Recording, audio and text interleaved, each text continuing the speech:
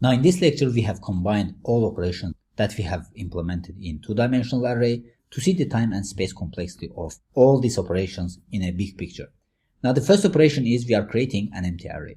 Now in case of Java, when we are creating an empty array, it allocates the number of rows and columns in the memory.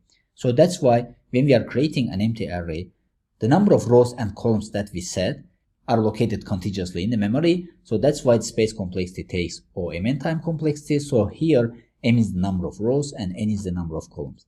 And the time complexity for this operation is O1 because it's not time consuming operation. We are just declaring an array in the memory and all cells are located contiguously in the memory. So that's why it takes O1 time complexity and the space complexity is O(m).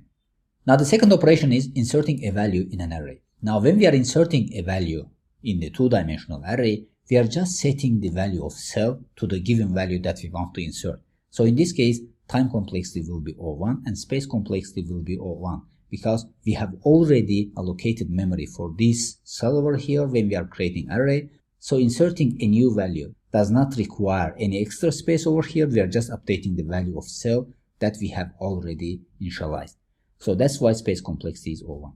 Now the next operation is traversing a given array. Now when we are traversing a two-dimensional array, we are visiting all cells of this array over here. So this means that first we are starting from the first row and visiting all cells of the first row, then we are continuing to the second row and then third row until we have finished all these rows over here. So this means that if the number of rows is m and the number of columns in each row is n, so we have to visit all of them. So that's why time complexity will be O(m). Now in this case, space complexity is O1 because when we are visiting elements of array, an extra memory is not required over here. We are just visiting the cell and printing out its value. So it's not space consuming operation. Now the next operation is accessing a given cell in the array. Now whenever we are accessing a given cell in two-dimensional array, in one-dimensional array, the time complexity is O1 because we know the physical location of these cells over here. That's why it's not taking much time to find this element. We are just referring the physical location of this cell over here and accessing the value. So that's why time complexity and space complexity is O1.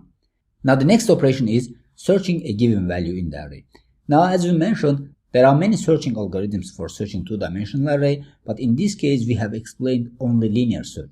So this means that in the worst case, if the element does not exist in the two-dimensional array, we have to visit all elements of two-dimensional array. And we have already mentioned that when we are visiting all elements of two-dimensional array, it means that we are traversing all elements of two-dimensional array, and this takes O(m) time complexity, where m is the number of rows and n is the number of columns. Now the space complexity for this operation is O1 because an extra space is not required over here as well. Now the last operation is deleting a given value. Now similarly, when we are inserting a value in two-dimensional array, we are just updating the value of current cell. And here also, we are just updating the value of given cell. So if the default value is 0 or -1 or -2 to the power of 31, we are just setting this cell's value to this default value that we have set before. So that's why space and time complexity will be O1. So while doing this operation, an extra memory is not required and an extra time is not required to perform this operation over here. So with this we have come to the end of this lecture. So in this lecture I put all operations that we have performed on two-dimensional array together to see the big picture of time and space complexity of two-dimensional array.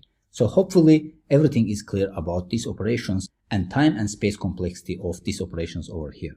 So see you in the next lecture.